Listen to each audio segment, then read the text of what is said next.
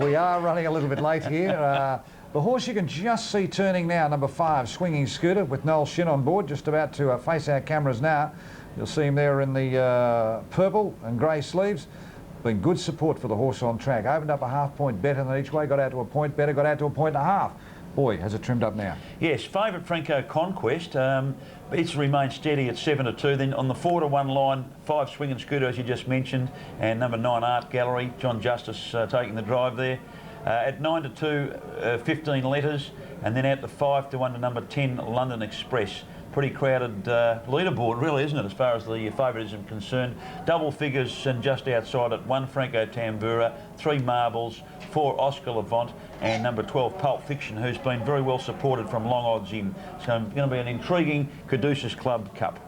All right, they're starting to score up for the second last of the night. And then we come back at 11:10 for the TIAC Trotters Handicap over the 2,540 metres to wind up our Interdom Carnival for the year 2000. No change to the market, no late calls coming through. $5.10 here for London Express. Pretty open affair. It's the favourite. Let's cross up to Danny here for his call of the second last, the Caduceus Club Cup. The last winner of this was Skystrike. Prior to that, it was Persistency and Kiwi John. Who'll win it tonight? We'll find out in a couple of minutes' time. McDonough, Brennan Deverell, who looks after the horse. John and Glennis Wolf. What a great story. Super success. Success for Victoria. Ready to go. Caduceus Club Cup, race 9. Away they go. Away quickly was Franco Tambura down on the inside. He's got plenty of speed. Nature's Fury has too, and he's drawn up on the outside of Franco Tambura. And right behind them, Franco Conquest out of the straight, and then came Oscar Levant, who at the moment's 1-1. Swinging Scooter is pressing on around it, however. And then 15 Letters. They're well strung out on the early part. Then Art Gallery, London Express, and over on the inside, Swing Blade went back to the pegs. 15 Letters is also going to go back to the pegs here. They're well strung out. Marbles is behind London Express, and over on the inside, settling last, was Pulp Fiction. 40 metres first to last as they go down the back. Lead time 32.5. It's a solid speed so far, and the leader is Franco Tambura, and it's clear by 4 metres as Swinging Scooter gets into second spot, so it races without cover. And behind the leader, Franco Conquest, which is a stablemate of the leader. In the 1-1 trail was Nature's Fury 4th, and 5th on the inside, 15 Letters. Then the running line, Oscar Levant. Down on the inside, Swing Blade, 4 back the peg line. Next is Art Gallery. London Express on the outside of Pulp Fiction, and 4 metres away to Marbles as they work inside the 1200. First quarter in 31.1. And Franco Tambura, the leader, with Joel Rees. Out by a couple of metres to Swinging Scooter. Third, the inside, Franco Conquest. Nature's Fury, 1 out, 1 back. They have a lap to go. 15 Letters, 3 back along the inside. Then Oscar Levant, Swing Blade. Hooking out 3 deep is Art Gallery. So he's going forward, and London Express gets the cart into the race. Second last is Pulp Fiction. And Marbles at the tail end, but is also coming out 3 wide as they pass the 800 metres. Second quarter in 32 seconds. And it's Franco Tambura in front, leading Swinging Scooter by 2 metres. Third on the inside was Franco Conquest, and in the 1-1 Nature's Fury. 15 Letters, 3 back the inside. Art Gallery was wider out. Oscar Levant between runners. Swing Blade next as 15 Letters gets away from the pegs. Swing Blade continues on with its run along the inside. It's now 3 back the pegs. London Express about 20 metres off the lead. Second last Pulp Fiction, and Marbles at the tail end as they work off the back. 27.9 for that third quarter. And the leader is Franco Tambura. Nature's Fury getting out was Franco Conquest. Swing Blade following it through as they came to the turn, the 2 Francos. Tambura the inside, tackled by Conquest. Swing Blade running right up behind them. It's Franco Conquest going to the lead from Franco Tambura. Then came Swing Blade. Franco Conquest with 50 to go in front. He's 2 metres clear of Swing Blade, Franco Tambura and Oscar Levant. And Franco Conquest wins it. Oscar Levant charged home to get to second. Swing Blade third. Then came Franco Tambura. Not far away, 15 Letters. And then Marbles. Back behind those runners, Art Gallery. London Express never came into it. From Pulp Fiction, Swinging Scooter dropped out, as did Nature's Fury. Final quarter, 29.7. Yes, good win here. Franco Conquest, 7-2 to 4-1, getting the money here. Number 8. Always had the sweet run behind actually the stablemate, Franco Tambura. And instead of waiting for the sprint lane, pulled out 2 and 3 wide to run home nicely. Now have a look at Oscar Levant getting home well. 7s to 10s. We'll go back and feature this horse in a moment or two, and you'll find that 11 has got third Swing Blade out in the middle of the track. So it's 8, 4 and 11, and we'll highlight the driver Brian Gatz in a moment. It was a bottler, had no hope whatsoever, and you'll see him weave his way through this field. Now there's B. Gath there. He's probably got about 4 horses behind him, and he has nowhere to go at all. Keep an eye on him. He's dropping back, going right back now, nearly to third last. Winner now comes off the back of the leader. So what's happened when Swing and Scooters dropped out, he was actually balked back to second last. Now have a look at this. He comes 5 and 6 wide here, can't go anywhere, finds a gap, sneaks down through, finds another gap, straightens the horse up, back down to the inside of the rail. Have a look at this. You want to take shortcuts and get to the wire? Brilliant drive for Brian Gath. Took the initiative and nearly pinched the prize. And good to see Peter Tritton and Vicky Bridge back here for Interdom 2000, and also the owners, I think it's Clive and Ronan McCoy. They've spent a lot of money in harness racing, and it's good to see their efforts and their spendings rewarded with a nice win in the Caduceus Club Cup. Well, have you got to go down and do some work? I do. I've got to go down and do the presentation. And we're going to run a tape over this too, are we? Oh, there's no need to do that. No? Just run a tape over Brendan Cormic's girth.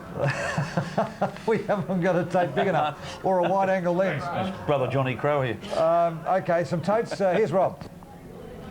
Peter Tritton, and not often you'll see a carnival go by where Vicky Bridge and Peter Tritton don't turn up, and even better when you get a winner. Well done, Pete. Thanks, Rob. Yeah, it's great, especially on Interdominion final night. It's a real bonus. We had a lovely run in transit. Franco Tambura led, and this horse here, terrific run last Friday night at Shepparton at Herald Park behind Smooth Saturn. Yeah, Darren Hancock drove him, and he thought if he'd have drawn a bit better, he could have shook Smooth Saturn. So hopefully he's right, and we've got a nice horse. Yeah, well, he's a nice 3-year-old. What have you got in mind for him, Pete? I'll just come back and maybe the carousel and just the derbies, and just play it by ear, get named and grade a bit, and we don't want to race the old horses too much. So, yeah, we're just happy to win what we can. Well, not often you miss a carnival, and you're here tonight, so I'm sure you'll be partying at Cafe Cosmo later on. Yeah, it's just great to win. Joel's come down, he's done a great job with the other horse, and it's great for Vicky to be here, and it's great to win a race for Clove and Ronan McCoy, because they're great owners and they've spent a lot of money, and it'll give them a real thrill. All right, Peter. Well done to Peter Tritton, and also Vicky Bridge with Franco Conquest taking out the Caduceus Club. Yes, it is the Caduceus Club Cup, Robbie. We know exactly what you meant. 8, 4 and 11. Franco Conquest 610 240. For Oscar Levant 440. Swing Blade number 11 790. Quinella $85.20. Exacta $99.20. Trifecta $1,917.10. The running double for 6 and 8, $40.70. All right, Albion Park, and Peter Tritton there just taking the tongue tie off, and I'm not too sure whether Vicky's patting the horse or patting Pete for a job well done there on the back, but very happy. And it's good to see them back here. As Robbie said before, hardly a carnival or a big carnival goes by without the pair of them down here. Actually, I had trouble recognising Vicky there for a moment or two because the hair's a bit different colour, but women are allowed to do that. Some blokes do, some don't. If you've got hair, good luck to you. Albion Park, race 8. On start time, let's have a look. Cast Iron is right on the each way at $5.20 and $1.90. Tote favourite at $3.70 is General Jujon. It's been back from 12s to 6s. The General at $3.70 as they're about to score up. Has always been short on the tote, but if that is correct, I'll get a check. It's been a huge go on track because it's halved his quote. Robbie picked it on top actually to win the General, but he's halved his opening quote, let me tell you, into $3.70 on the tote. You're still getting unders. Journey. Horses back off the front.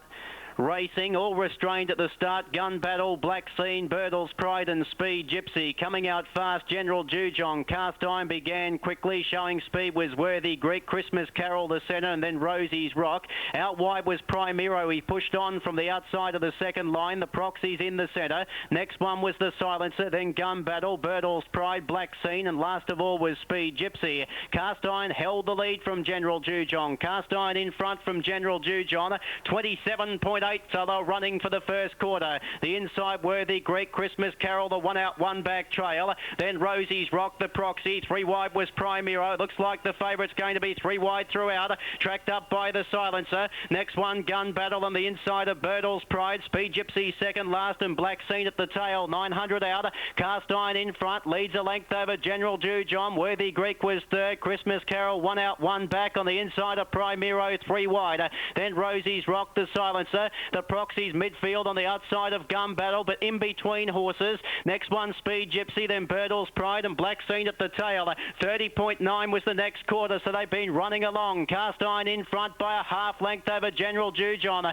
Third was Worthy Greek, then Christmas Carol. Primero's been 3 wide for the entire without cover. Then Rosie's Rock, the Silencers had a nice 3 wide trail. Next one, the Proxy, then Gun Battle, Speed Gypsy, Birdle's Pride and Black Scene at the tail. Up towards the turn, Cast Iron's under pressure. General Jujon's travelling well. Then Worthy Greek, Christmas Carol, Primero and the Silencers running on from there, the tail end of the field. Up towards the turn, and General Jujon hit the lead from Cast Iron. The Silencers running on. Then Worthy Greek to the sprint lane. It's Cast Iron kicking on from the General. Here's the Silencer flying out wide. Cast Iron in front. Here's the Silencer. Cast Iron grabbed by the Silencer. The Silencer has won from Cast Iron. Worthy Greek and the Proxy flying out wide. Then General Jujon, Rosie's Rock, Christmas Carol, Speed Gypsy all close up.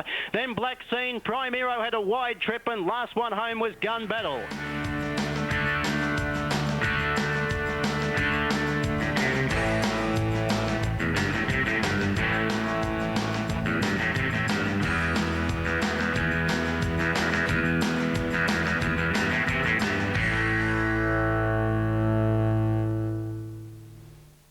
No, HBA is the name for health insurance, but it also stands for home insurance and boat insurance and automobile insurance. So if you need to insure a home, boat or automobile, call HBA. This is an important announcement to all harness racing fans. Harness racing will not be telecast on Channel 31 after Saturday night, February 26. To continue to enjoy harness action, we recommend you subscribe to pay television, either Foxtel or Optus. Contact your preferred pay TV distributor now to avoid disappointment.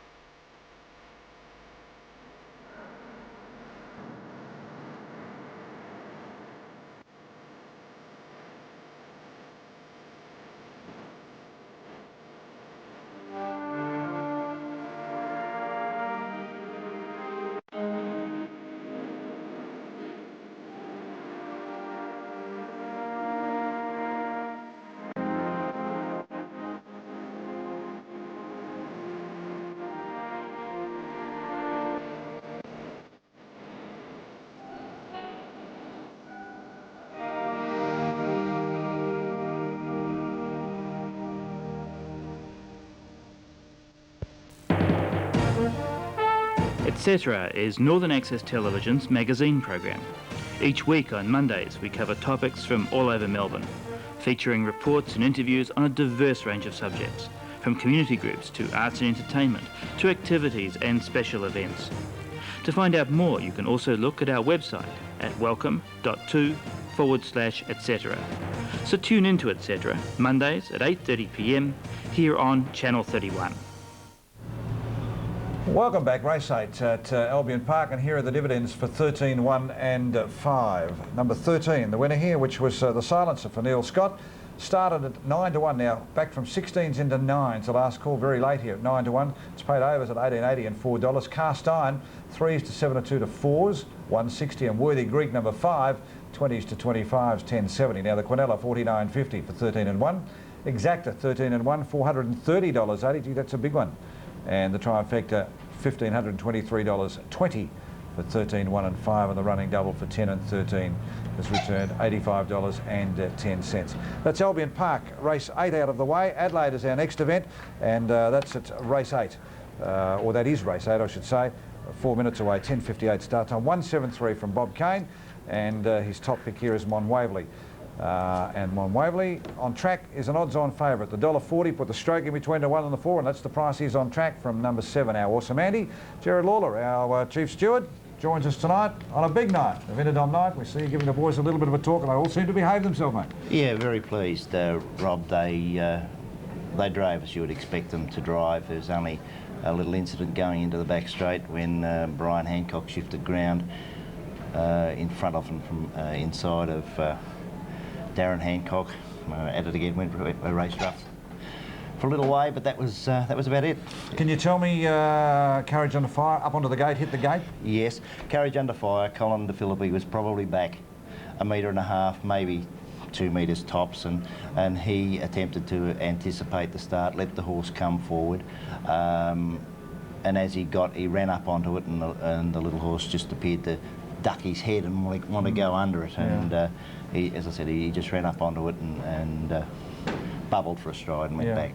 Okay, any other incidents for the night that we can talk about? I think the boys are just getting some vision ready for you only out the thing back at the moment. we've got is the first race, the Trotters race, which seems forever ago. On the grass race, Colin De Philippi drove the winner in that, and I've just gone blank at the moment as to what it was. Number 10, Gatekeeper. Gatekeeper, that's it.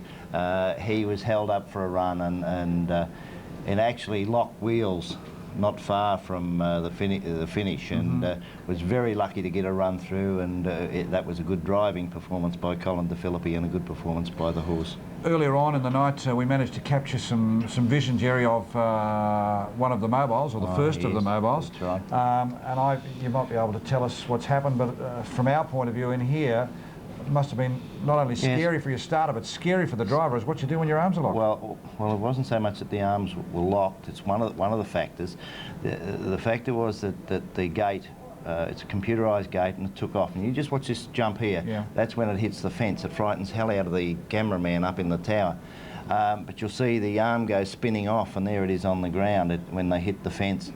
But well, actually, the cameraman's gone over to get changed. So, yes. But what actually happened was the gate continued, as I said, it's computerised. It continued to accelerate, and the starter and the driver had no control. It's just bowling along, increasing its speed, and for some reason the arms wouldn't come in, and they're getting quicker and quicker going into the corner, and eventually it clipped the outside. Which gate did you use for the Inter? Did you use the real one or a replacement one? No, I made sure that I had a second gate here right throughout the series. Did it have a computer? Yes. So it was exactly the same? Exactly the same, yeah. Yeah. So I was trying to... That's all right. Why don't you come in here, Bill? I was trying to write notes in the end of the game. And there your phone's going too. Give up. Bill wasn't in the room when we spoke before about it was just an anticipation of Colin De Philippi of trying to jump the gate virtually, and no fault of the drivers or the computer at all. Yeah. With the mobile barrier, we bought one of our ones. There's 4 through in the state. We bought one down here to have it on hand for each of the 5 nights, just in case something went wrong. And good move. Yes. We've got some vision just quickly. I know you've got to race away, mate. The horse is coming on the track for the next year, so they're not getting into trouble from you to get into the carts quickly. Now, Colin De Philippi, here he is back in the middle, and you can see there's not enough room for him to come through on the outside of Maori Royal and Zera's horse on the outside. He locks up just here, not enough room, so he's locked up wheels there, and he jiggles himself free right there. Runs in a bit onto Mary's Island, and he gets clear and really zips home the last bit and picks up Keystone Johnny. But back halfway up the straight, there wasn't enough room. He locked wheels, and Colin De Philippi did